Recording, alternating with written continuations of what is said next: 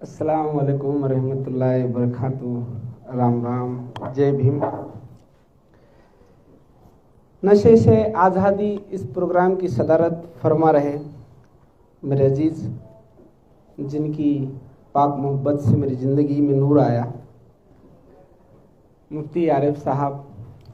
इस प्रोग्राम को जिन्होंने सबसे पहले आगाज़ दिया, हालांकि 15 साल से इस फिक्र में वो काम करते रहे, लेकिन इस मुहिम का पहला प्रोग्राम मोमिनपुरे में जिनके मेज़बानी में हुआ वो खुर्शीद आलम साहब, जिन्होंने नूर साहब का शुक्रिया अदा करते हुए ये कहा कि अच्छा हुआ कि आपने मुझे सामाजिक कहा, सियासतदान नहीं कहा। उसके बारे में तफ्तीश आऊँगा मैं। मेरे पहले जिन्होंने अपनी तकरीर की, जो इस पूरे मुहिम में मेरे साथ रहे और फिक्र में रहे, सहाफ़ी डॉक्टर सिराज आरजू साहब। मेरे पहले जिन्होंने तकरीर की जनाब फारूकी साहब, तमाम मुफ्ती साहब और उलमाए इकराम, और जिनकी मेज़बानी सियासत के आगे है, जिनकी मेज़बानी आपकी और इस इलाके की, हमारे तबके की एक फ़िक्र है।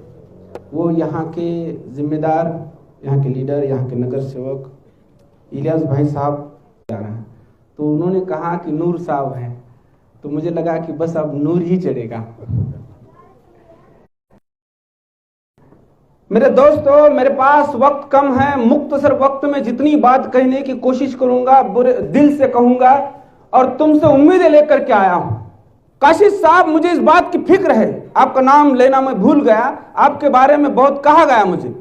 ये पहले नेकरूर के इलाके में काम करते थे और मैंने जब कहा कि मेरे साथ काशिश साहब हैं, तो वहाँ के लोगों के मुझे फ़ोन आए, तो आप बेदिक्कत रहिएगा, 10 भी बज जाएंगे तो कोई फिक्र नहीं है, क्योंकि अगर आपके मंसूबे अच्छे हैं, आपके इरादे अच्छे हैं, तो आपके साथ वो हरदम रहेंगे। अगर हमारे साथ पुलिस है तो इंशाअल्लाह ताला जिस जंग का आगाज़ हमने मोमिनपुरे से किया था, उस जंग का फतेह और उस जंग की जीत तय है। इस प्रोग्राम की सदारत फरमा रहे वो जो शख्स है, वो कोई मामूली शख्स नहीं है। मेरे जिंदगी की बहुत अजीज बात है कि जिस मुहिम को लेकर हम चल रहे हैं, उस मुहिम की सदारत इस जिले के सबसे बड़े मुफ्ती साहब कर रहे हैं। यह मामूली बात नहीं है। और इस बात का जिक्र करते हुए जितनी जिम्मेदारी मेरी है, मुझसे ज्यादा आप पर वो जिम्मेदारी है कि ये सारे मुफ्ती साहब जिस मुहिम को लेकर आपके दर पर आए हैं, आप वो तकदीर वाले लोग हो जो आपके फिक्र में इतने सारे लोग इकट्ठा हुए हैं। यहां कोई सियासतदान नहीं, यहां कोई आपसे वोट नहीं मांगेंगे। और सियासत बहुत मामूली चीज है जिसे हम सबसे ज्यादा कीमत देते हैं, सबसे ज्यादा उसे महत्व देते हैं, उसका वैल्यू हमारे नजर में बहुत ज्यादा है, लेकिन उसके दायरे में हमारी जिंदगी बेहतरी बहुत कम है, क्योंकि सियासत से वो रास्ते तक खुल जाते हैं जो हमारे रोजमर्रा की जिंदगी के जो मसाइल है उसको हल किया जा सकता। लेकिन हमारे जिंदगी के आखिरी मसाइल जो है, हमारी जिंदगी की जो आखिरी बेहतरी है, वो जिस ताल्लुक से है, उस ताल्लुक से हम दूर है। और वो ताल्लुक है हमारे दीन से जुड़ा, वो ताल्लुक है हमारे इल्म से जुड़ा, वो ताल्लुक है मेरे इस्लाम होने से जुड़ा। लेकिन हम वो तमाम लोग हैं, अपने आप को मुसलमान मानते, अपने आप को इस्लाम से जोड़ तो पाते हैं, लेकिन इस्लाम के तहत हमारे जिंदगी में बेहतरी नहीं है। इस्लाम के साथ जो दीन आया है, उस दीन से हम दूर गए हैं।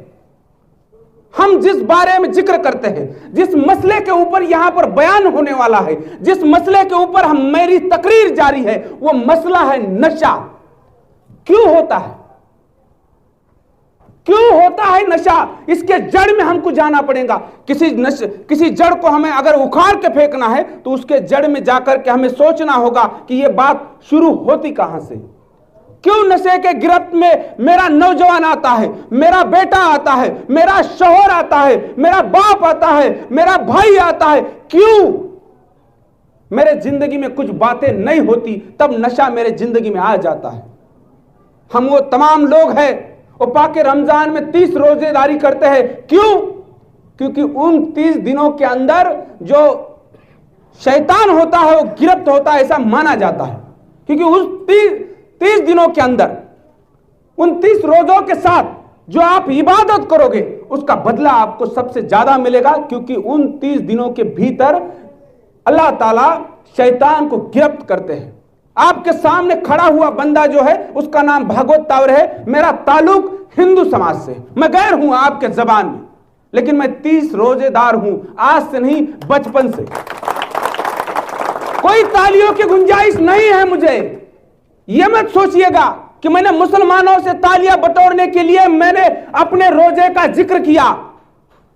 वो तमाम मेरे दोस्तों के साथ मैंने बचपन से रोजेदारी की है, और यह भी मुझे मालूम है कि मेरे रोजे कबूल नहीं होते, क्योंकि मैंने ईमान कबूल नहीं किया।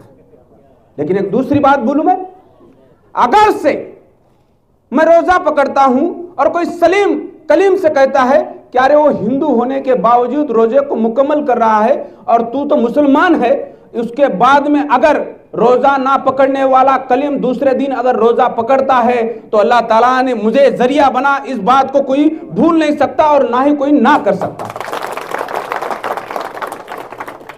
यहां तमाम जिम्मेदार लोग हैं, मुझसे अगर कुछ गलती होंगी तो मुझे माफ करेंगे, क्योंकि वो अल्लाह ताला का काम कर रहे हैं। और मेरा अल्लाह ताला इतना बड़ा है, इतना बड़ा है कि अगर सारे दुनिया के जुल्म आप करोगे, सारी दुनिया की बुराई आपके अंदर हो, लेकिन आपके अंदर आपके आखिरी वक्त में भी अगर आप तौबा करते हैं तो अल्लाह ताला आपको माफ करता है।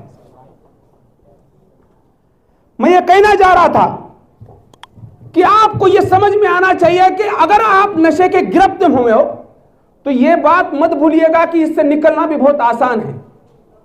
हमारे पास कोई नशा करता है तो उसके लिए नफरत हमारे दिलों में होती है। मैं वो तमाम जिम्मेदार लोगों से गुजारिश करना चाहूंगा कि आपके जबान से कोई, आपके जबान से, आपके बर्ताव से, आपके बोलने में जो भी नशाखोर है, जो भी नशे के गिरफ्त में है, उसे मोहब्बत करो, उसे लगने दो कि अगर मुझ में कुछ बुराइयां है तो इससे लोग मुझे नफरत नहीं करते। हमसे वो गलतियां होती है कि कोई नशाखोर है तो उससे नफरत करते हैं, उसके तरफ देखने का हमारा नजरिया बुरा बन जाता है और वो फिर नशे की खाई में चले जाता है, चले जाता है, चले जाता है। एक वाकया है, किफल नाम का आदमी है, शायद आप जानते होंगे लेकिन मेरे भाई नहीं जानते होंगे। किफल नाम का एक आदमी है, इजराइल से ताल्लुक रखता था, अमीर था, बहुत पैसे थे उसके पास, बुरे काम करता था, उसके पास पैसे बहुत ज्यादा थे। और मुझे माफ कीजिएगा कि वो हर रात किसी नई लड़की के साथ जीना करता था। और वो जीना कैसे करता था? वो किसी भी औरत को खरीद लेता था, और उसने एक लड़की को खरीदा 60 दिनार में। आप समझिएगा, ये वाकया नहीं है, ये नसीहत है। 60 दिनार में उस औरत को उसने खरीदा, उस बहन को खरीदा उसने। और जब जीने का वक्त आया, जीना करने के लिए उस जगह पर वो दाखिल हुआ, तो वो लड़की रोने लगी। उसने कहा कि तुम्हारे रोने का क्या मतलब है? तुम क्यों रो रही हो? मैंने तुम्हारी कीमत चुकाई है। 60 दिनार के मायने हमारे हिंदुस्तान के रुपयों में अगर गिना जाए तो कम से कम 10 लाख रुपए। कफील ने यह कहा कि तुम रो क्यों रही हो? मैंने तुम्हें खरीदा है, मैं कोई जाति नहीं कर रहा हूं तुम्हारे ऊपर। उसने रोते हुए कहा कि मैं अपनी खुशी से यहां नहीं हूं और मेरे खाने में कुछ नहीं है, इसलिए मेरे घर वालों ने मुझे बेचा है। मैं अपने खुशी से यहां नहीं आई हूं। कफील ने उसके तरफ देखते हुए उसका दिल नरम पड़ा और उसने उसे कहा कि अगर तेरे चाहने के खिलाफ अगर तुझे बेचा गया है तो मैं तुझे हाथ नहीं लगाऊंगा, और वो जो तेरे पास दिनार है ना, वो भी तुम अपने साथ में लेकर के जाना। मैं तौबा करता हूं कि मैंने तुम्हें खरीदा। शहर के वक्त उसका इंतकाल हुआ, कफील का उसका इंतकाल हुआ। उसने अपने जिंदगी में इतने बुरे काम किए थे, इतनी बुराइयां उसके अंदर थी, इतने बुरे काम किए थे कि उसको सुबह में कोई उसल ना देता, ना उसकी जनाजे की नमाज कोई पढ़ता। वो इतना बुरा था, लेकिन सुबह उसके दरवाजे पे लिखा था कि अल्लाह ने काफिल को माफ किया। सुभान अल्लाह होता है। मेरा अल्लाह कितना बड़ा है। ये वाकया मैं आपको क्यों बता रहा था कि मेरा अल्लाह इतना बड़ा है कि हमारे तमाम गुनाह एक तौबा में माफ करने की उसके पास ताकत है। अगर इतने बड़े अल्लाह के इल्म के साथ तुम्हारी जिंदगी का बसर हो रहा है तो मेरे दोस्तों, ये नशा बहुत मामूली चीज है, इससे छूटना बहुत ही आसान है। बस आपके दिल में दीन की तरफ जाने का रुख करो। हम नशे के गिरफ्त में क्यों गए, इसके लिए जो तमाम जिम्मेदार बातें हैं वो बातें हैं हमारे अंदर दीन नहीं रहा, हमारे बच्चों तालीम से दूर हो गए, और सबसे अहम बात जो मैंने अभी कफील का वाकया कहा, यह ऐसा वक्त क्यों आता है, क्यों ये नौबत आती है कि कोई अपने बच्ची को कोई अपने बहन को बेच रहा था, क्यों? हमारे अंदर ज़कात का निजाम कम होते रहा है। हमें दो तबके हैं। मैं जात धर्म से आपको तोड़ नहीं रहा हूं, मैं आपके मजहब से आपको तोड़ नहीं रहा हूं। मैं तो ये मानने वाला हूं कि नाम भले ही अलग अलग क्यों ना हो, लेकिन इस दुनिया का हर पत्ता अल्लाह के इजाजत के अलावा हिलता नहीं। हिंदू, मुस्लिम, ईसाई, ये कौन चीजें हैं? वो हम सब एक माँ के बेटे हैं, एक बाप की औलाद है, हम तमाम एक लोग हैं। लेकिन इसके बावजूद एक अलग तबका हमारे बीच में पड़ चुका है, वो है गरीबी और अमीरी का। वो है नदी के इस पार और वो है नदी के उस पार। हमारे बीच के जो तमाम लोग हैं जो माल से, पैसों से बड़े हो जाते हैं और वो पीछे मुड़ करके नहीं देखते। हमने उन लोगों को समझना चाहिए जिन्होंने अपनी पूरी जिंदगी इस्लाम के इल्म के लिए आपके भीतर गुजारने का तय किया है। आपको पता है, मुफ्ती आरिफ साहब देरी से आते हैं क्योंकि वो समझते हैं कि यहां मोबाइल चलते रहते हैं। भागवत तावरे जब बयान करता है, बात रखता है, तो वो बात और लोगों के बीच में जाना जरूरी है। तो उनके लिए मोबाइल भले ही जरूरी हो सकता है, लेकिन उनके लिए नहीं। जिन्होंने अपने चेहरे की पहचान कभी अल्लाह ताला के सामने नहीं दी, वो मुफ्ती आरिफ साहब अपनी पूरी जिंदगी को आपके बीच में क्यों निछावर कर रहे हैं? क्योंकि आप असल जिंदगी के मायने समझ सकें।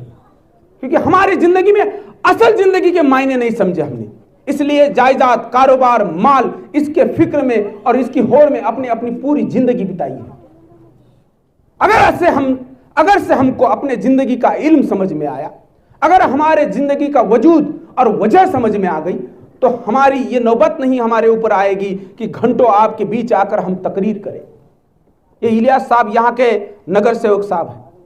आपको बताता हूं कि मुझे कहां से नसीहत मिली, मैं इस मुहिम में क्यों जुड़ा, क्या वजह हुई थी कि भागवत तावरे को ऐसा लगा कि मुसलमानों के बीच जाकर के वो बात को रखे कि नशा मुक्ति की तरफ हमको जाना है। क्यों? ये इलियास साहब है यहाँ के। अच्छा, उनका काम बहुत अच्छा है, वो मशहूर है, यहाँ के लोग उनको बहुत मोहब्बत करते हैं। उन्होंने यहाँ के काफ़ी रास्ते बनाए और वो तमाम मसले जो रोज़मर्रा की ज़िंदगी को बेहतर बना सकते हैं, उन मसलों को उन्होंने हल किया। मैं ये ताल्लुक़ नहीं रखता कि वो किस पार्टी से ताल्लुक़ रखते हैं, लेकिन उन्होंने आज यहाँ अच्छे काम किए। इसके बावजूद उनके घर के ऊपर पथराव हुए, और उनके घर के ऊपर पथराव होने के बाद मैं उनसे मिलने को आया था, और तब उन्होंने कहा कि बच्चे दूर के नहीं हैं, बच्चे हमारे बीच के हैं। और उन बच्चों में जब मैं जाता हूं तो वो सिर्फ मेरे तरफ देखते रहते हैं। उनके घर में परेशानियां हैं, उनके घर में रोटियां नहीं है, उनके घर में तालीम नहीं है, वो लोग दीन से दूर हैं। अब देखो, तुम्हारा और हमारा जो वजूद है वो मोहब्बत से आगाज होना बहुत जरूरी है। उन लोगों के बीच में जाकर हमको ये कहना पड़ेगा कि आपको मेरे साथ जुड़ना है। साहब, 10 साल पहले और 10 साल बाद में बहुत फर्क है। तब तबलीगी का बहुत अच्छा काम हुआ, लोग दीन के नजदीक आए। यूं छोड़िए मेरे जैसा बंदा जो गैर है आपकी जबान में, लेकिन मैं दीन के करीब हूं। और मैं आपके हवाले से, इस मजमे के हवाले से यह कबूल करता हूं कि मेरे अंदर दीन की वो तमाम बातें हैं जो मेरे जीने को बेहतर बना चुकी है। तो यूं समझो कि अगर गैर के किसी बंदे के बीच में दीन की कुछ बातें उसके जिंदगी को बेहतरी दे सकती है, तो फिर तुम तो रोज दीन के करीब हो। तुम कितने तकदीर वाले हो कि ऊपर वाले के नजदीक हो, ऊपर वाले के ईमान में आप हो। तो आपके सामने इतना अच्छा मौका होने के बावजूद आप अपने जिंदगी को मुकम्मल राह पर नहीं लेकर के जा रहे, इस फिक्र में हम यहां पर हैं। और बहुत आसान है, हम समझते हैं कि ये बहुत बुराइयां है और नफरत नहीं करना है उनसे। अगर वो सुन रहे हैं, और एक बात बताऊं, एक बात बहुत अच्छी कही यहां पर, अगर हम किसी नशे वाले को सुधार नहीं सकते हैं, लेकिन कम से कम जो होने जा रहा है उसको रोक तो सकते हैं। और मैं इंशाअल्लाह ताला आपके हवाले से ये बात मान के चलता हूं कि बहुत तमाम वो बच्चे हैं उस राह पर निकल चुके हैं। अब जिम्मेदारियां बांट कर लेंगे। मैं प्रेस से ताल्लुक रखता हूं, काशिद साहब पुलिस से ताल्लुक रखते हैं, यहां पर तमाम सियासतदान लोग हैं वो सियासत से ताल्लुक रखते हैं, मुफ्ती साहब है वो दीन से ताल्लुक रखते हैं। हम सब की ये जरूरी बात है कि हम आपके सामने वो तमाम चीजें लेकर के जाए जिस चीजों से, जिन चीजों के आने से आप नशे से दूर हो सकते हैं, आप नशे से अलग हो सकते हैं। फिर आपकी जिंदगी में जो मुकम्मल सक्सेस आएगा, जो मुकम्मल बेहतरी आएगी, आपके जीने में जो वजूद आएगा ना, वो उसके बाद में आएगा। और मैं आपको बता रहा हूं ये हम सब की जिम्मेदारियां है। और ये भी बात है आपके ऊपर जो 5 फर्ज उतारे गए हैं, उन 5 फर्ज को मुकम्मल करने के बावजूद आपके पास कुछ है जो दे सकते हो आप। रोटी हो, कोई ईमान हो, कोई अच्छी बात हो, वो आप दे सकते हो, लेकिन आपने पड़ोस में कोई भूखे को नहीं दिया है। आपके पास रोटी है और वो आपने किसी भूखे को तकसीम नहीं की है, ये मालूम होने के बाद कि कोई मेरे पड़ोस में भूखा है, वो भले कोई गैर हो, वो मुसलमान होने के बावजूद, ना होने के बावजूद वो गैर भी है, अगर आपको उसने रोटी नहीं दी, भूखे को रोटी तकसीम नहीं की, तो आपके पूरे 5 फर्ज बेकार है। ये मैं नहीं, ये कुरान का तर्जुमा कहता है। अगर मैं गलत कहता हूं तो मुफ्ती साहब मुझे माफ करेंगे। मैं आपको क्यों कह रहा हूं, आपको यह समझ में आना चाहिए कि आपका इल्म, आपका ईमान, आपका मजहब, आपका दीन किसी गैर जबान से आपको सुनने की नौबत क्यों आ चुकी है, क्योंकि कोई गैर दीन के करीब जा चुका है। मैं नहीं मानता हूं कि दीन का मेरे से कोई वास्ता नहीं है। मैं नहीं मानता हूं कि दीन से मेरा कोई ताल्लुक नहीं है। मैं ये मानकर चलता हूं कि अल्लाह ताला ने कुरान में जो जो लिखा है, अल्लाह ताला ने जो कुरान उतारी थी, उसकी एक एक आयत और उसके एक एक तर्जुमे से मेरा ताल्लुक है, मेरे जीने का ताल्लुक है, मेरे जीने के बेहतरी का ताल्लुक है। इसलिए मैं आपको बता रहा हूं कि आप वो तकदीर वाले लोग हो जो आप नबी के जिंदगी को अपने जिंदगी में उतारने की कोशिश में हो। आपको लगता होगा कि कोई गैर जबान से मैं इल्म सुन रहा हूं, किसी गैर जबान से मैं आप इस्लाम को समझ रहा हूं। आपकी जानकारी के लिए मेरा बताना यह लाजमी है और जरूरी नहीं है कि अल्लाह ताला ने यह फरमाया था अगर ईमान वाले काम नहीं करेंगे तो मैं गैरों से काम लूंगा। समझ लीजिएगा जो बात तकरीर कर रहा है वो मैं गैर हूं जिससे काम अल्लाह ताला ले रहा है। और पूरी शान से और खुसूसी से मैं इस बात को साबित करता हूं, जाहिर करता हूं, लोगों के बीच बोलता हूं कि मैं दीन का काम करता हूं। क्यों? कोई जब मैयत जा रही थी ना तो मेरे नबी रो रहे थे और सहाबाओं ने उन्हें कहा कि जो मैयत जा रही है और जिसके लिए आप रो रहे हो ना वो गैर की है। नबी का जवाब सुनना आप। नबी ने कहा था कि इस दुनिया की, इस पूरी दुनिया की हर जान अल्लाह की है और जब वो रुखसत होती है तो एक नबी का रोना लाजमी है। तो वो उस नबी को अपने जिंदगी में उतारने वाले, उसकी नकल करते हुए उनकी राह पर चलने वाले हम वो मोमिन लोग हैं जो इल्म को अपनी जिंदगी में उतारने की कोशिश में है। साहब नशाखोरी की बात है। इस नशाखोरी में जो चीजें हैं वो अलग अलग से हैं। पहले ये कहा जाता था कि इस्लाम के अंदर शराब पीना हराम है, तो शराब के अलावा अगर मैं कोई और नशा करता हूं तो वो चल सकता है।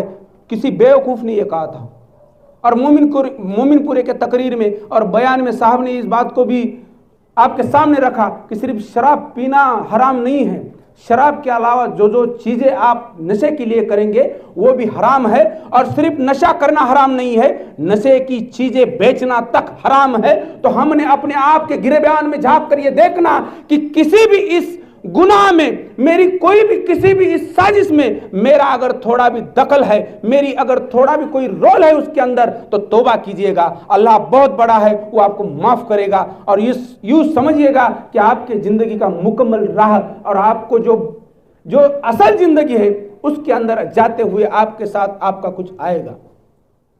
सब मेरे भी मजहब से कुछ ताल्लुक से बात आपको रखना चाहता हूं। मेरे मजहब में भी यह बताया गया है कि अगर आप जो भी करते हो वो अल्लाह को दो, वो अल्लाह को देंगे तो ही वो देना है, नहीं तो इस दुनिया में आपका जो भी कमाया हुआ है वो चीज आपको यही रख कर जाना है। आप यहां से लेकर के जो जाएंगे वो है सिर्फ सवाब। तो उन जिम्मेदार लोगों से मैं गुजारिश करना चाहूंगा कि आपकी जिंदगी में, रोजमर्रा की जिंदगी को बेहतर करने के लिए, आप कारोबार में है बिल्कुल सही है, आप जायदाद के फिक्र में है बिल्कुल सही है, लेकिन इसके बावजूद असल जिंदगी की फिक्र करें, क्योंकि ये जिंदगी खौफ है, ये जिंदगी धोखा है, इस जिंदगी में कुछ भी नहीं है, लेकिन ये जिंदगी मौका है। ये दो बातें आपको समझना है, ये जिंदगी धोखा भी है और ये जिंदगी मौका भी है। इस मौके को बेहतर अपने जिंदगी में उतारो। यूं पलक झपकते जिंदगी खत्म हो जाती। मुझे अपना कल का बचपन याद है, आप नहीं जानते, मैं भी सफेद दाढ़ी वाला हो चुका हूं, क्योंकि जिंदगी इस तरह से निकल जाती है कि आप समझ नहीं पाते। ये तकरीर, ये फिक्र मैं आपके बीच से ही समझा हूं। मैं अपनी गांव में जब जमात आती थी और बहुत लोग जमात को देखकर भागा करते थे इर्द गिर्द, क्योंकि मौलाना साहब आ गए, अब तो 1 घंटा पर बयान देंगे, बाद में नमाज के लिए लेकर के जाएंगे, भागा करते थे। लेकिन मैं भागता नहीं था, मैं उनके बीच जाता था। तो फिर जो भी मौलाना भीड़ से आते थे, बाहर से आते थे, जमात में रहते थे, वो वहाँ के जिम्मेदार को पूछते थे, लाला साहब वहाँ के जिम्मेदार थे, उनको पूछते थे ये बंदा, वो बोले गैर है। तो एक आज भी इस बात को कम से कम 30-35 साल हो चुके होंगे, मुझे आज भी वो वाकया याद है कि मौलाना साहब ने कहा था कि अगर वो यहाँ आकर के खड़े रहकर बयान सुनता है तो गैर कहेगा। ये समझना है कि हमारी जिम्मेदारियां बहुत बड़ी है। मैं आपके हवाले से, इस मजमे के हवाले से, मैं उन तमाम लोगों से गुजारिश भी करना चाहूंगा कि जो लोग हमारे बीच से उठकर अच्छे बन गए हैं, कारोबार उनका बढ़ चुका है, उनके पास बहुत मालदाद है, बहुत पैसे हैं, तो उनकी जिम्मेदारी है कि वो पलट कर अपनी नस्ल की तरफ देखें। वो अगर काजी नगर, शहंशाह नगर में अच्छी बेहतर जिंदगी जी रहे हैं तो मेरी उनसे गुजारिश है वो पलट कर मोमिनपुरे में देखें, वो पलट कर इस्लामपुरे में देखें, वो पलट कर गांधीनगर में देखें, वो पलट कर दिलावर नगर में देखें। साहब यहाँ एक नगर का नाम है अचानक नगर, साहब वो गाली है, वो कोई नाम होता है साहब, रहने को जगह नहीं है। आप उस इलाके की तरफ देखेंगे तो पूरे पतरे दिखेंगे आपको, सब पतरा है साहब। वहाँ तालीम की जरूरत है, वहाँ के बच्चे बेहतर तालीम के लिए स्कूल में जाना बहुत ज़रूरी है। वहाँ दीन तो जाता है, क्योंकि यहाँ मुफ्ती साहब, मैं आपके हवाले से कहना चाहूँगा, यहाँ के जो मौलाना साहब है, यहाँ के जो जिम्मेदार हैं, यहाँ में जो मस्जिदें हैं, यहाँ पर जो मदरसा है, ऊपर एक मदरसा है, शायद मुफ्ती अनवर साहब बहुत अच्छा काम करते हैं। वो सिर्फ बच्चों को दीन नहीं पढ़ाते, वो गरीबों को खाना तकसीम करते हैं और बहुत मामूली उनका कारोबार है, लेकिन उनका जो वजूद है, उनके जो मायने हैं तुमसे लेकर के वो बहुत बड़े हैं। क्योंकि ये तमाम लोग इतना काम कर रहे हैं ना, तो हमारी वो जिम्मेदारियां हैं। हम अपनी मोहल्लों में मशरूफ है, माशरे में बहुत लोग हैं जिनके पास बहुत पैसा है। सियासत में आपका कद बड़ा होने से आप बड़ा नहीं होते। आपके अंदर ज़कात का निजाम कितना मुकम्मल है, इसके ऊपर आपको अल्लाह ताला गिनेंगे, फिर आपको चुनेंगे कि आपको कहां जाना है, जहन्नुम में जाना है या फिर आपको। तो यह आपको समझना होगा कि मेरी बेहतरी किस बात में है। उन तमाम लोगों के बीच बारे में हमारे दिल में बहुत गलत फहमियां हैं कि कोई नशाखोर है, वो क्यों हो चुका, इसके फिक्र में हमको जाना बहुत जरूरी है। वो क्यों हो चुका, मेरी भी कुछ जिम्मेदारियां हैं, पुलिस साहब की भी कोई जिम्मेदारियां हैं, सहाफियों की बहुत जिम्मेदारियां हैं, हम लोगों की जिम्मेदारियां है। हम उनके भीतर दीन को लेकर के नहीं चले जा सके, हम उनके पास तालीम को लेकर के नहीं जा सके, हम उनके पास अच्छी बातों को लेकर, नसीहतों को लेकर जाने में नाकामयाब रहे, तब जाकर के वो नशेड़ी बने। अगर वो तालीम के पास होता तो अफसर बन जाता। वो तालीम नहीं है, कारोबार नहीं है, काम नहीं है, बेरोजगारी है। आज के सियासत के हवाओं को देखकर एक मुसलमान की तरफ देखने का जो शक है, यह भी तो खामी है हमारे बीच में, यह भी तो बुराइयां है साहब। मुसलमान की तरफ देखने का जो सियासत का नजरिया है, जो हुक्मरानों का नजरिया है, वो आपकी तरफ शक का है, ये मानता हूं। हम उसके लिए जिम्मेदार हैं। हम जो पत्रकार लोग हैं, जो अपने आप को बेबाक कहते हैं, लेकिन हम बेबाक कई बातों में नहीं होते। हम हुक्मरानों के सामने झुक जाते हैं, तब जाके हक की बात रखने वाला कोई नहीं होता। आपके बारे में गलत फहमियों को फैलाया जाता है, आपके बारे में कहा जाता है कि मुसलमान हैं, लेकिन आपके हवाले से आपका जवाब देना आपसे बंद होगा, क्योंकि आपके हवाले से अगर कोई सवाल उठेगा ना तो उसका जवाब देने के लिए एक हिंदू भागवत तावरे यहाँ जिम्मेदारी के लिए एक हिस्सा उठाता है कि आपके ऊपर जो सवाल उठेंगे उसके जवाब हम देंगे, क्योंकि इस आजाद हिंदुस्तान की लड़ाई में आपके पुरखे हैं, आपके पुरखों की शहादत है। और ये बताना बहुत जरूरी है कि मुफ्ती साहब का जो थपका है, उनके जो पुरखे हैं, उनके जो जिम्मेदार है, उन्होंने जंग आजादी को जिहाद कहा था, तब जाकर के यहाँ के कई मुसलमानों ने अपने आप को इस आजाद हिंदुस्तान की जंग में अपनी शहादत पेश की, तब जाकर के हिंदुस्तान आजाद हुआ। इस बात को, इस हिंदुस्तान को भूलना नहीं पड़ेगा। अगर हिंदुस्तान भूलना चाहेगा, हिंदुस्तान नहीं भूलेगा, यहाँ की सियासत भूलती है। यहाँ के सियासत को लगता है कि हम मुसलमानों को एक शक के दायरे में लेकर के आएंगे तो उसके बगल में जो हिंदू है उनके वोट हमको मिलेंगे। लेकिन हमको ये उनको कहना पड़ेगा कि आपके सियासत में आने से पहले, आपके सल्तनत में आने से पहले गंगा जमुना की तहजीब आपके पहले से थी और इंशाअल्लाह ताला आपके बाद में भी रहेगी। किसने कहा था?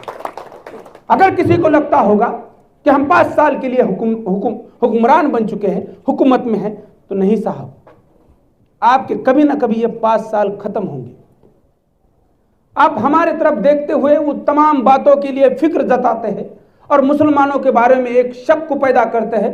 आपने ये कहा कि मुसलमानों के बीच में औरतों के साथ जाति की जाती है, बहनों के साथ जाति की जाती है, और उन्होंने 3 तलाक में जो दखल अंदाजी की और उसके कानून को लेकर के आए और पूरे देश के अंदर इस माहौल को बनाया कि जो मुसलमान है वो बहनों के ऊपर जाति करते हैं।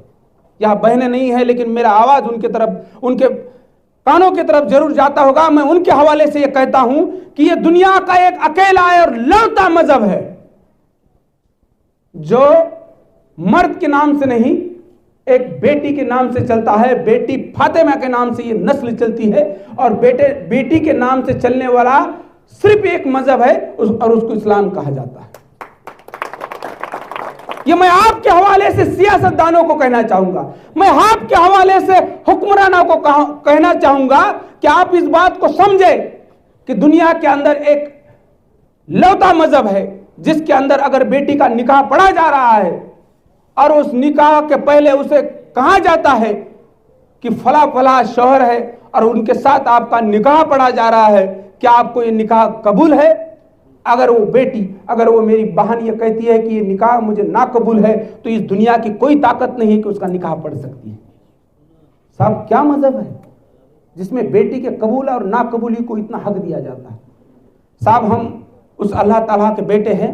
अल्लाह ताला सबसे ज्यादा नाराज कब होता है मालूम है आपको? ये कह दो उन लोगों को।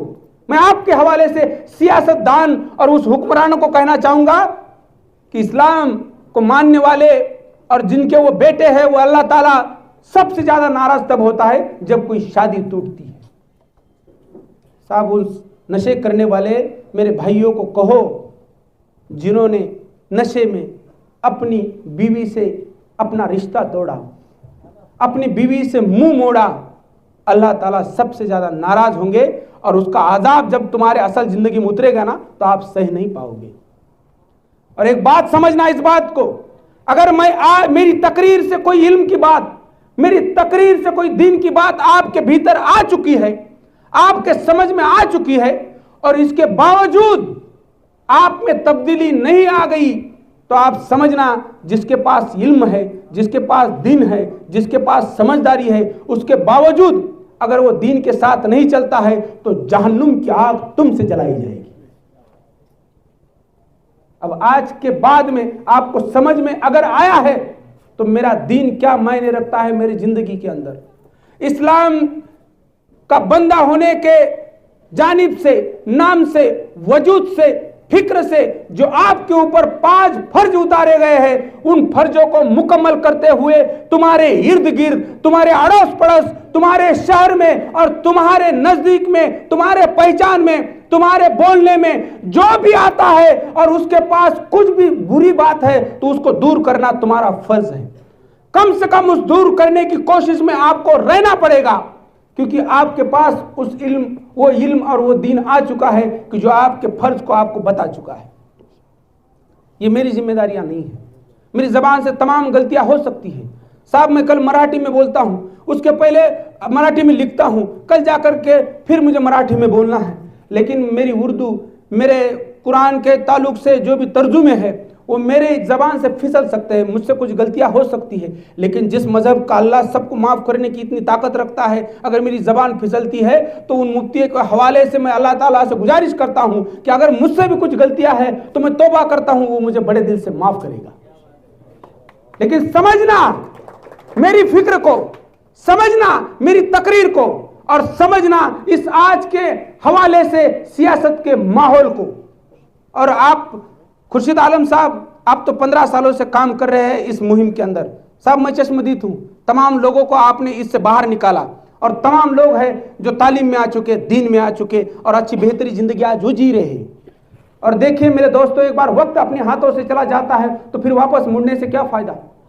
साहब तुम्हारे बच्चे बड़े हो जाएंगे, उनके तालीम के वक्त जाने का एक वक्त होता है, स्कूल में उसका दाखिले का पेश करने की एक वक्त होती है। 4 साल से आप सुधर में जाएंगे और आपके बच्चे तालीम से दूर रहेंगे तो आप भी, आपके नक्श कदम पर वो चलेगा और वो आपसे पूछेगा, अब्बू आपने मुझे कभी तालीम नहीं दी, आपने मुझे स्कूल में नहीं भेजा, इस वजह से मेरे पास कुछ ऐसी चीजें नहीं है जिससे मेरी आज की जिंदगी बेहतर बने। साहब तालीम आपकी जिंदगी को बेहतर बनाता है, आज की दीन आपकी असल जिंदगी को बेहतर बनाता है। तो आपको तालीम और दीन, इस दोनों बातों के साथ चलना बहुत जरूरी है। आपके पास कुछ चीजें कम हैं, आप बेशक कहिएगा, मैं जरिया बनूंगा, मैं इतना बड़ा नहीं हूं, मैं आपके बीच का हूं, मैं गरीब हूं, लेकिन कोई जरूरत है। साहब ये इलियास भाई है, बहुत कहां से क्या कुछ लाते हैं यहाँ के लिए। साहब बम्बई में बैठकर यहाँ पर उन्होंने 36 रस्ते लाए। उन्होंने उस दिन कहा, क्यों? क्योंकि लाना हमसे होता है, लेकिन हमारे सामने उन चीज़ों को आप लेकर के आइए कि आपको क्या चाहिए। लेकिन आपके पास कुछ चीज़ें नहीं है तो आप नशा करेंगे, ये बात अच्छी नहीं है। कोई बगल में नशा कर रहा है, नहीं मुझे क्या करना है, वो कर रहा है, ये गलत बात है।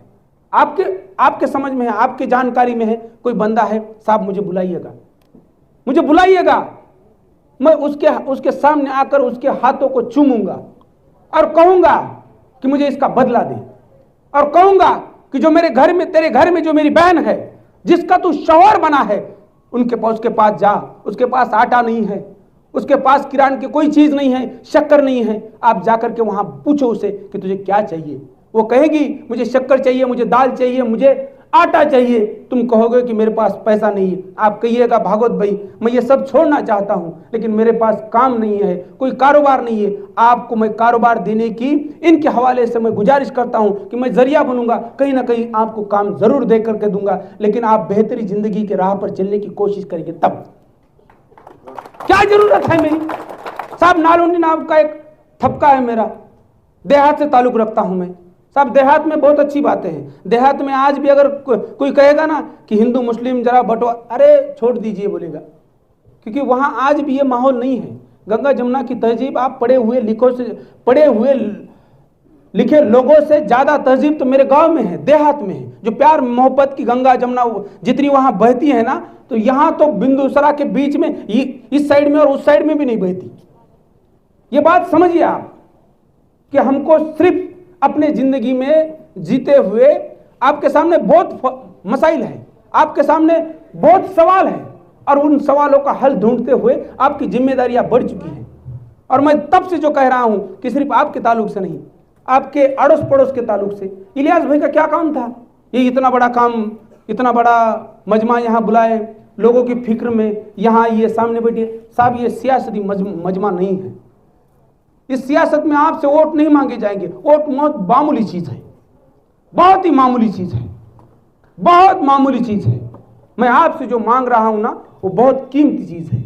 साहब जब मांगता भी हूं तो अच्छी चीज मांगना जरूरी है। उस वोट को क्या मांगे जो आखिरी रातों में बेचा जाता है? उस वोट को क्या मांगे जो आखिरी रातों में बेचा जाता है? ये गाली है मेरे थपके के लिए।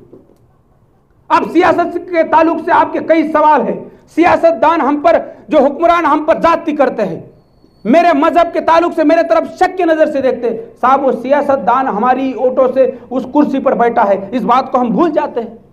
मैं सियासत को नाम नहीं रखता। अरे इस बेहतरी जिंदगी के लिए, हमारे बेहतर नस्ल के लोगों के लिए, उस तालीम के लिए आपका सियासत का किरदार भी बहुत उतना ही जरूरी है कि आप किन लोगों को चुनते हो, आप किस लोगों के पीछे रहते हो। क्योंकि आपका रहबर अगर अच्छा होगा, दीनदार होगा, तालीम को बटोरने वाला होगा, तो आपके बेहतरी जिंदगी को कौन रोक सकता है। सियासत में आपका भी किरदार है। आप रोज की जिंदगी में तालीम और दीन के साथ में रहिएगा, लेकिन 5 साल के बीच में एक बार आपके सामने आपका किरदार आता है और वो सियासत के साथ ताल्लुक रखता है। आप सियासत में भी आपका जो रोल है, आपका जो जज्बा है, आपकी जो भूमिका है, आपसे जो बनता है, वो बेहतर इंसानों के पीछे खड़े रहकर कीजिएगा। क्यों? मुसलमानों की कोई आवाज बन नहीं पाती है, मुसलमानों का कोई चेहरा बन नहीं पाता है। मुफ्ती साहब आपके सामने आकर सियासत की बात नहीं कर सकते, लेकिन उस सदर पर भी आपके नुमाइंदे जो दीन से जुड़े हो, जो असलियत से जुड़े हैं, वो भी लोग वहां होना बहुत जरूरी है। अगर वो वहां नहीं है, अगर वहां कोई गलत लोग हैं, तो इसकी जिम्मेदारियां भी उठाओ आप। साहब आप अपने आप को अगर समाज सेवक कहते हो, तो आपसे भी ये गुजारिश है कि आप एक बेहतर सियासत करना भी आपका फर्ज है। सियासत कौन सी बुरी चीज है? अरे सियासत कौन सी बुरी चीज है? सियासत आज की जिंदगी को बेहतरी करने वाली वो सदर है जहां से सब मुकम्मल होता है। साहब वहां सब एक जगह पे आता और वहां से क्या कहां जाना है वहां से तय होता, तो क्यों नहीं आपका एक अच्छा आदमी वहां होना चाहिए। हमारी जरूरत है, हमारी तालीम, हमारा दीन, हमारा रोज का पढ़ना, हमारे बच्चों के सामने हमारी इस बात की फिक्र हमने जताना बहुत जरूरी है कि हमारे ताल्लुक किससे है, हमारा इल्म क्या है, मेरा ईमान क्या है, तो मुसलमान है इसके मायने क्या है, उसको पढ़ाना बहुत जरूरी है। और ये दीनदारी की कमी है, तालीम की कमी है, तो इस तबके को नाम रखा जाता है उस नदी के पार वो लोग ज्यादा है। साहब आपको नाम से भी नहीं कहा जाता। वो लोग, अब सामने बैठे वाले कहेंगे कि हमसे थोड़ी ना कहता कोई, हम थोड़ी ना नशा करते हैं, लेकिन इस पूरी माहौल के हमारे इर्द गिर्द वो ज्यादा तमाम लोग हैं और हम उनसे भी मिलेंगे। उन चीज बेचने वालों से भी मैं मिलना चाहूंगा, मैं उनसे भी गुजारिश करूंगा। साहब आपने एक जिक्र किया कि आपने किसी अल्लाह को मानने वाले से गुजारिश की कि आप ये छोड़ दो, और उसने वो छोड़ दिया। मैं आपके हवाले से उनका शुक्रिया अदा करता हूं, जज़ाकल्लाहु खैरन पेश करता हूं। अल्लाह ताला आपको इस बात का मुकम्मल बदला दे। लेकिन अगर कोई इन चीजों को बेचता है तो उनके नाम से मैं लाहौल पढ़ना चाहूंगा। लाहौल वल्ला कुव्वत बोलना उनके लिए मैं मुनासिब समझूंगा कि उन्होंने अपने जिंदगी में इस राह पर निकले हैं। मुफ्ती आरिफ साहब ने मोमिनपुरे में इस बात को कहा था कि अगर जो लोग इस चीज को बेचते हैं तो वो हराम है, तो आप तय कीजिएगा। अगर मेरी आवाज उनके पास जाती है या फिर मेरी आवाज उनके पास कोई लेकर के जाना चाहता है, तो मैं शुक्रिया अदा करता हूं उस बंदे का कि उसे जाकर के कहिएगा कि मुफ्ती साहब, पुलिस और साहब पत्रकार लोगों ने गुजारिश की है, तो आपकी जिंदगी में जो पैसे आप कमा रहे हो उस बात के लिए कोई और कारोबार ढूंढिएगा। तमाम कारोबार है, आप उस कारोबार से पैसे कमाइएगा, लेकिन जिससे नस्ल खराब होती है, जिससे घर टूटते हैं, जिससे बाप से बेटा दूर हो जाता है, किसी बीवी से शौहर दूर जाता है, उस वजह से, उस नशे से अगर कोई बीवी और उसके शौहर में तलाक की बात आती है, जरूरत होती है, तो आप समझना दुनिया का सबसे बड़ा बुरा काम आपके हाथ से मुकम्मल होने जा रहा है। मेरे दोस्तों, इस मजमे के हवाले से मैं आपसे जो गुजारिश कर रहा हूं, आपसे जो उम्मीदें बांध कर यहां से जा रहा हूं, मैं सिर्फ यहां से तकरीर करने के लिए नहीं आता हूं। शायद मैं तकरीर आज कर रहा हूं, लेकिन इस एरिया के अंदर यहां पर मैं बहुत बार आ चुका हूं। साहब यहां पर एक अजमेर नाम का अपना, कौन था, नहीं दूसरा मनियार है, यहाँ सुफियान मनियार है। साहब आपके बीच का बंदा है, किताबें लेकर घूमता है और वो कहता है कि किताबें आप पढ़ो।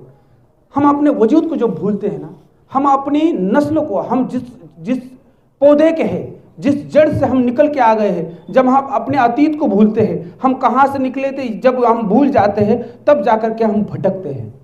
तो ये बहुत जरूरी है कि आपका पढ़ना, वो किताबें लेकर के घूमता है आपके एरिया के अंदर, आप उन किताबों के बीच जाते ही नहीं हैं, हम पढ़ते ही नहीं हैं, हम किताबों से दूर हमारी नस्ल आ चुकी है साहब। अब मेरे मेरे मेरे पास में जो किताब है, कुरान के तर्जुमे हिंदी में, कुरान के तर्जुमे मराठी में, कुरान के तर्जुमे हिंदी के साथ साथ उसका जो उल्लेख है वो अरबी में, वो तमाम किताबें मेरे पास है। मैंने पढ़ा, मैं दीन को समझा। देखिए, गैर हूँ, भागवत तावर हूँ, गले में तुलसी की माल है, मैं हिंदू हूँ, लेकिन मैं पढ़ा तो दीन समझने लगा। क्यों? अगर मैं पढ़ता नहीं तो समझता नहीं। मुझे कुरान का तर्जुमे वाली किताब आरिफ साहब ने मुझे दी थी, मैंने वो पढ़ा उसमें, और तब जाकर के मैं आपके हवाले से नहीं, मुझे किसी ने नहीं कहा कि आप सियासत के तबके में जाकर के ये कहिएगा कि इस्लाम बहुत अच्छा मजहब है, नहीं कहा। मुझे किसी ने गुजारिश की, साहब सिराज आरू साहब आपने कभी कहा कि मेरी ये गुजारिश है साहब आप लोगों में जाइए और इस्लाम बहुत अच्छा है ये कहिए? नहीं कहा।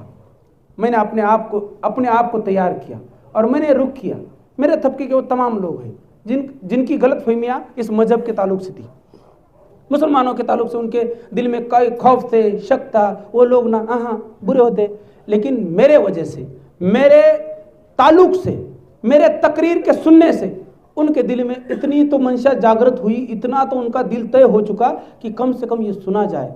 आपको मालूम नहीं होगा साहब, इस थपके के पीछे 50 वो लड़के हैं जो हिंदू मजहब से ताल्लुक रखते हैं, लेकिन वो कब से, जब से ये तकरीर शुरू है ना, वहां बैठे हुए हैं और वो सुन रहे हैं साहब। वो सिर्फ तकरीर नहीं सुन रहे, वो दीन को सुन रहे हैं, दीन के जिंदगी में जो उसके वजूद है उसको वो सुन रहे हैं, तालीम के मायने समझ रहे हैं, और वो आपको भाई समझ रहे हैं साहब। कोरोना के बीच में जब 4 महीने कारोबार बंद था, लोगों को अपने घर में गिरफ्त किया था और यह कहा गया था कि अगर आप वहां से बाहर निकलेंगे तो आपके जान पर उतरेगी। साहब जिसकी रोज जिंदगी है, जिसकी रोज की जिंदगी है कि वो कारोबार नहीं करेगा, काम नहीं करेगा तो वो खा नहीं सकता, ऐसे वो तमाम थपके अचानक नगर में हैं। 4 महीने तक अल्लाह ने मुझे जरिया बनाया। मैं सिर्फ इसलिए नहीं कह रहा हूं, ईमानदारी से कह रहा हूं कि अल्लाह ने मुझे जरिया बनाया। वो जो पीछे बैठे हुए जो 50 लड़के हैं, उनके साथ साथ सिराज आरजू साहब के साथ साथ मैंने 4 महीने अचानक नगर में रोटियां तकसीम की, और अल्लाह ताला उन हाथों को सवाब दे जिन हाथों ने वो रोटियां परोसी। 1 महीने की जो इफ्तारी है वो इफ्तारी उन रोटियों पर मुकम्मल हुई। कहाँ की थी वो रोटियां? देहात की। देहात में आज भी कहीं आप जाइएगा और कहिएगा कि मुझे भूख लगी है, तो वहाँ जो अंदर बैठी हुई जो माँ है ना, जो बहन है, वो रोटी लेकर के बाहर आती है। हम पिछली रात कहते थे कि कल भीड़ में रोटियां देना है, कारोबार बंद है, लॉकडाउन लगा है, तो आप रोटियां दे देना। तो वहाँ जो गांव का चौबूतरा होता है ना, चौराहा, तो वहाँ रोटियों के ढेर लग जाते थे। हमने सिर्फ रोटियों के ढेर गाड़ी में भरना है और वो रोटियों के ढेर गांधीनगर, अचानक नगर, पूरी दिलावर नगर में वो रोटियां बांटी जाती थी। लोग क्या ना करते, सब आपने घर में बिठाने के लिए कहा है, आप हम कहीं जा नहीं सकते तो खाएंगे क्या? तो वो रोटियां देहात से आई। तो वो ये नहीं कहते थे कि रोटी जो मैं परोस रही है तो वो कौन खा रहा है, किस मजहब का आदमी खा रहा है, भूखा खा रहा है ना, बस वो रिश्ता रोटी का है। वो हम लोग हैं जो एक दूसरे के साथ एक दूसरे का सुख दुख बांटते हुए कभी हमने मजहब नहीं देखा। ये तो बुरी सियासत है, सियासत नहीं, सियासत करने वाले वो कुछ लोग बुरे हैं जिन्होंने हमारे बीच में जो अलगाव पैदा किया, उस अलगाव को जब हम दूर करेंगे तो इंशाअल्लाह ताला इस जिंदगी के अंदर, इस माहौल के अंदर, इस सियासत के ताल्लुक के अंदर जितनी भी बुराइयां है उनको दूर भेजा जाएगा और वो खत्म होंगी, और एक बेहतरीन माशरा हमारे कोशिशों से, दीन और अमाल से ये नस्ल के तहत खड़ा होगा। इस बात के साथ आपसे उम्मीद बांधते हुए, आपका शुक्रिया अदा करते हुए और तमाम मुफ्ती साहब को जज़ाकल्लाहु खैरन पेश करते हुए मैं अपनी बात रखता हूँ, लेकिन एक वादा करता हूँ, मेरा आना हमेशा रहेगा। मैं आपका भाई हूँ, मैं आपका बेटा हूँ, और इस बात को यहाँ से जाते हुए तय कर कर जाना कि यहाँ से जाते हुए कुछ जिम्मेदारियाँ मेरे कंधे पर, मेरे हाथ पर रखी गई है। जज़ाकल्लाहु खैरन।